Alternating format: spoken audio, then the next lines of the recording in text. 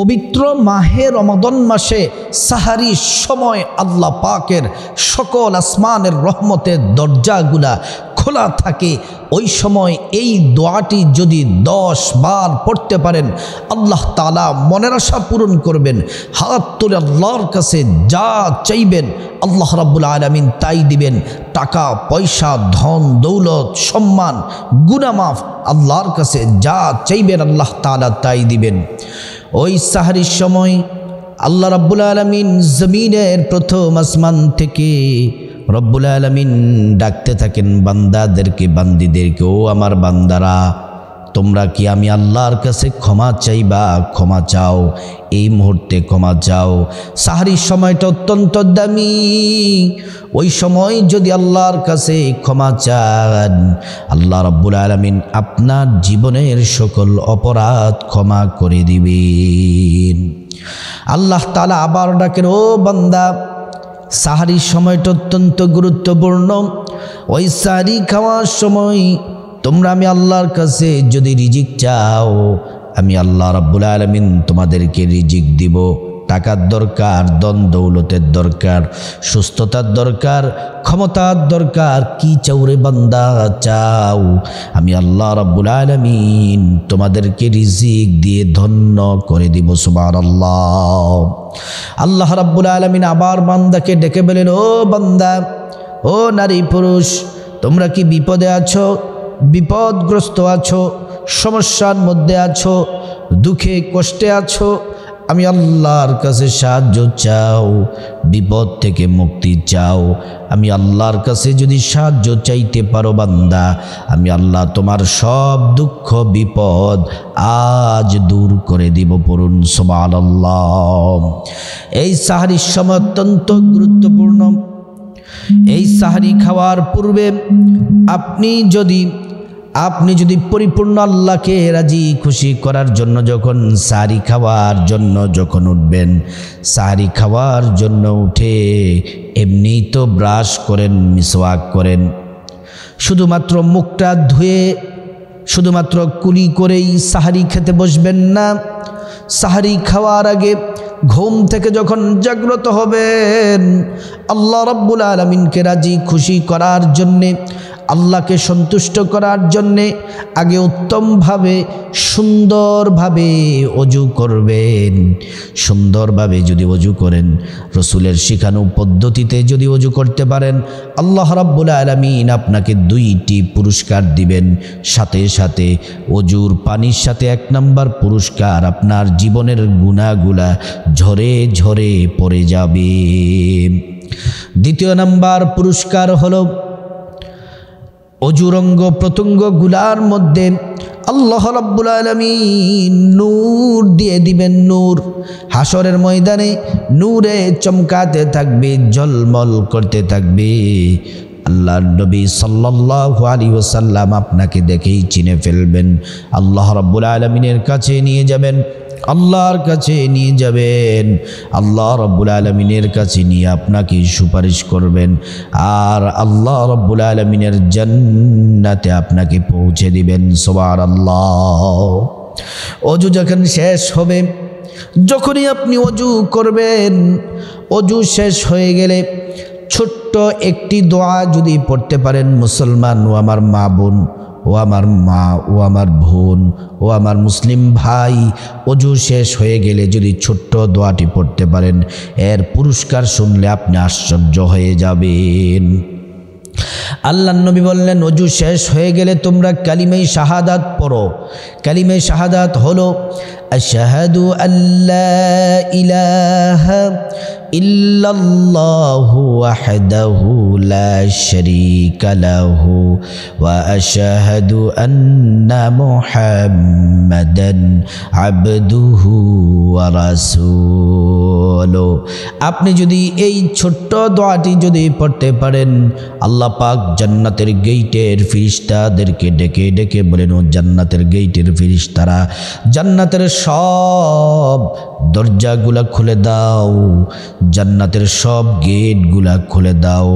আমার বান্দার যে দরজা দিয়ে মনে চায়, নারী পুরুষদের, ইমানদার নারী পুরুষদের যে দরজা দিয়ে মনে চায় সে দরজা দিয়ে জান্নাতে প্রবেশ করবে আর জান্নাতের নাজ নিয়ামত ভোগ করবে।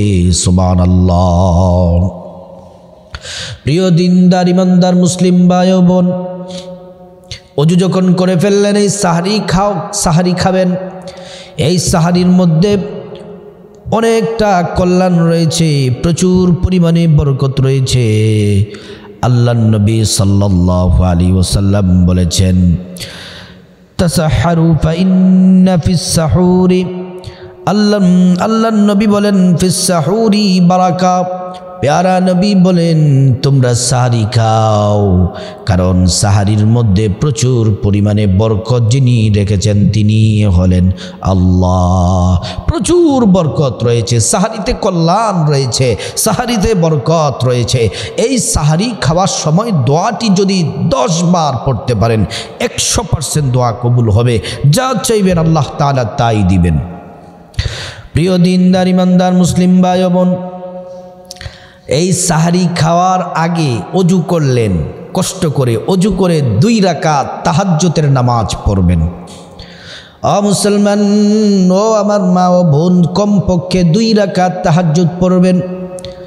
4 রাকাত পড়লেও পারেন, 6 রাকাত পড়লেও পারেন, 8 রাকাত পড়লেও পারেন, 10 রাকাত পড়লেও পারেন, 12 রাকাত পড়লেও পারেন, কিন্তু সর্বনিম্ন আপনি কমপক্ষে 2 রাকাত তাহাজ্জুদের নামাজ হলেও পড়বেন। 2 রাকাত তাহাজ্জুদের নামাজ যদি পড়েন, আল্লাহ রাব্বুল আলামিন আপনাকে ক্ষমা করে দিবেন, আল্লাহর পেয়ারা বান্দা বান্দি হিসাবে কবুল করে নেবেন। 2 রাকাত তাহাজ্জুদের নামাজে প্রত্যেক রাকাতে আলহামদু সূরার পরে 10 বার সূরা ইখলাস পড়বেন, কুল হু আল্লাহ সূরা পড়বেন। প্রথম রাকাতেও আলহামদুলিল্লাহ সূরার পরে 10 বার পড়বেন। দ্বিতীয় রাকাতেও আলহামদুলিল্লাহ সূরা পড়ার পরে 10 বার পড়বেন। অনেকে বলবেন যে হুজুর নিয়তটা কিভাবে? আপনি বাংলাতে বলবেন, আমি আল্লাহর সন্তুষ্টির জন্য 2 রাকাত তাহাজ্জুদের নামাজ আদায় করতেছি, এমন করে নিয়ত করে ফেলবেন। তাহাজ্জুদ পড়া শেষ হয়ে গেলে এই দোয়াটি, ছোট দোয়াটি 10 বার পড়বেন।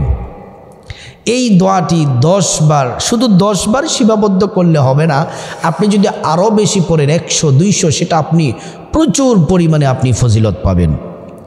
যদি আপনি এই দোয়াটি যদি পড়তে পারেন সাহারি খাওয়ার সময় 10 বার যদি পড়তে পারেন, অথবা তার থেকে বেশি যদি পড়তে পারেন, 15টি পুরস্কার আল্লাহ দিবেন। 1 নাম্বার পুরস্কার হলো আল্লাহ রাব্বুল আলামিন আপনার জীবনের সব গুনাহগুলা মাফ করে দিবেন। আপনি যত বড় অন্যায় করেছেন, যত পাপ করেছেন, অপরাধ করেছেন, আল্লাহ রাব্বুল আলামিনের কাছে চোখের পানি ছেড়ে কান্না করেন আর এই ছোট্ট দোয়াটি পড়েন, আল্লাহ রাব্বুল আলামিন সাথে সাথে আপনার জীবনের সব গুনাহগুলা মাফ করে দিবেন। খাঁটি তওবা করবেন আর এই দোয়াটি পড়বেন। 2 নাম্বার পুরস্কার হলো বিপদ মুসিবত দূর হয়ে যাবে। আপনার কোনো বিপদ থাকবে না, আপনার মুসিবত থাকবে না, টেনশন থাকবে না, আল্লাহ রাব্বুল আলামিন বিপদ দূর করে দিবেন। 3 নাম্বার, আল্লাহ রাব্বুল আলামিন রিজিকের দরজা প্রশস্ত করে দিবেন। এমন এমন জায়গা থেকে রাব্বুল আলামিন রিজিক দিবেন আপনি কল্পনাও করতে পারবেন না। টাকা পয়সা ধন দৌলত আল্লাহ তাআলা দিবেন। দুনিয়াতে আপনাকে ধনী বানিয়ে দিবেন, আখিরাতে আল্লাহ পাক আপনাকে ধনী বানিয়ে দিবেন। 4 নাম্বার হলো পরিবারের শান্তি আসবে। অনেকে আমাদের কাছে বলে হুজুর ভাইয়ে ভাইয়ে মিল নাই, পরিবার মিল নাই, সন্তান বাবার সাথে রাগ করে আছে, শ্বশুর শাশুড়ির সাথে পরিবারা হয় না, কতই না অভিযোগ সংসার নিয়ে। বিশ্বাস করুন মুসলমান আমার মা বোন ও আমার মুসলিম ভাই, এই দোয়াটি যদি সারির সময় যদি 10 বার পড়তে পারেন, পরিবারে শান্তি আসবে, আল্লাহর পক্ষ থেকে শান্তি আসবে, এটা 100% নিশ্চিত। 5 নাম্বার পুরস্কার হচ্ছে আপনার ঈমানি শক্তি বৃদ্ধি পাবে। 6 নাম্বার আপনার হৃদয়টা স্বচ্ছ নির্মল সাদা হবে। 7 নম্বরে আল্লাহর সন্তুষ্টি অর্জন হবে। আল্লাহ পাকের সন্তুষ্টি নিয়ে একটি মিসাল দিলে সহজে বুঝতে পারবেন আল্লাহর সন্তুষ্টিটা কেমন। আমরা নামাজ পড়ি, এখন রমাদান মাস কষ্ট করে রোজা রাখি, রাতে তারাবি পড়ি, তাহাজ্জুদ পড়ি, কোরআন তেলাওয়াত করি। আমি যদি আমার মাকে, আমার বোনদেরকে, মুসলিম ভাইদেরকে, আপনাদেরকে যদি প্রশ্ন করি কেন এত কষ্ট করেন, আপনারা বলবেন পরকালে আল্লাহর জান্নাত চাই। আমরা সবারই একটি কথা, এই ইবাদত বন্দেগী করি আল্লাহ পাকের সন্তুষ্টি চাই। কিন্তু সাহাবায়ে কেরাম জান্নাতের জন্য, জান্নাত পাওয়ার জন্য ইবাদত করতেন না। সাহাবীরা ইবাদত করতেন জান্নাতের মালিক, জান্নাতকে যিনি সৃষ্টি করেছেন আল্লাহ রাব্বুল আলামিনের সন্তুষ্টির জন্য ইবাদত করেছেন। যদি আল্লাহ পাক কারো প্রতি রাজি হয়ে যায়, খুশি হয়ে যায়, তার জন্য জান্নাত এমনিতেই চলে আসবে, এমনিতেই জান্নাত তার হয়ে যাবে। আল্লাহ রাব্বুল আলামিন যদি কোনো বান্দা, কোনো ঈমানদার নারী পুরুষের প্রতি যদি আল্লাহ রাব্বুল আলামিন যদি সন্তুষ্ট থাকেন। প্রিয় দিনদার ঈমানদার মুসলিম ভাই ও বোন, কথাগুলা মনোযোগ দিয়ে শুনতে হবে।